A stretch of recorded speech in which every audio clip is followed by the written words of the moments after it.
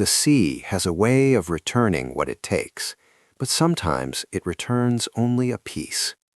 It began on a late summer morning in 2007. On a quiet beach on Vancouver Island, a single running shoe sat just above the tide line. Inside was a human foot.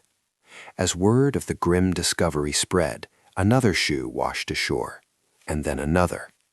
Soon, the entire coast of the Salish Sea was on edge, from British Columbia down into the sheltered coves of Washington state. The public whispered a single terrifying explanation. A serial killer was leaving a trail of trophies.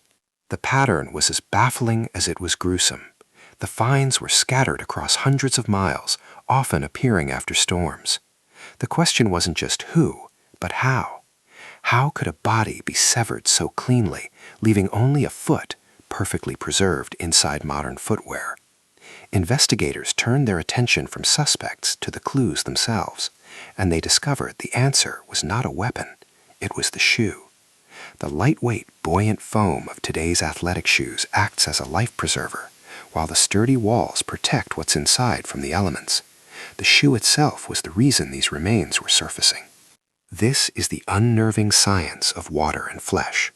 In the cold depths of the ocean, the process of decay slows dramatically. The body's weakest point of articulation is the ankle, and over time, the simple, constant motion of the water causes it to naturally separate. While the rest of the body sinks to the seafloor, the foot, encased in its buoyant tomb, begins a long journey on the tide. Ocean currents act like a vast conveyor belt, and winds herd these light objects toward predictable shorelines and river mouths. Our minds leap to a predator, but the truth lies in the cold, indifferent mechanics of the ocean. Forensic teams can now trace a shoe's journey using drift modeling and weather data.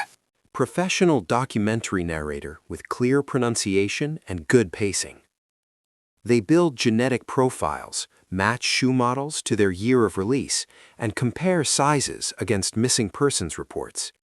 Each shoe tells a story not of a monster, but of an accident, a tragic misstep, or a private farewell that never made the news.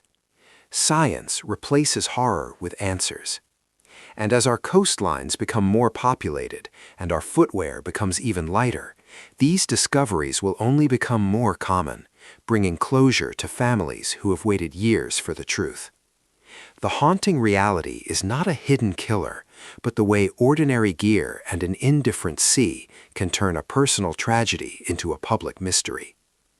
And yet, even with all that we know, a persistent, unsettling detail in the data refuses to be explained away.